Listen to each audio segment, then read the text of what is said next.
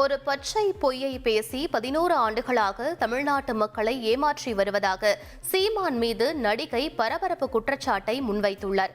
குறிப்பாக 2023ஆம் ஆண்டு திமுக வந்துவிட்டதாகவும், ஆகவே சென்னை பக்கமே வராமல் இருக்குமாறு கூறி மாதம் 50,000 ரூபாய் தருவதாக டீல் பேசியதாகவும் சீமான் மீது அவர் பகிரங்க குற்றச்சாட்டை வைத்துள்ளார்.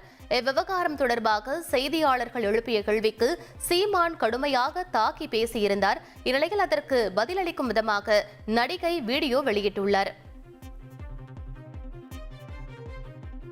நல்ல குடும்பம் நடத்திட்டு அப்புறம் நீ காலவாரி விட்டுட்டு கேட்டால் எனக்கு அவங்க யாருன்னே தெரியாது, அவங்கள காங்கிரஸ்காரன் கூட்டிகிட்டு வந்திருக்காங்க எனக்கு எதிராக அரசியல் பண்ணுறதுக்கு அப்படின்னு ஒரு பச்சை பொய்யை சொல்லி தமிழ்நாடு மக்களை எல்லாரையும் 14 வருஷமாக ஏமாற்றிட்டு வந்தீங்களே, அது யார் ஏமாத்துனது?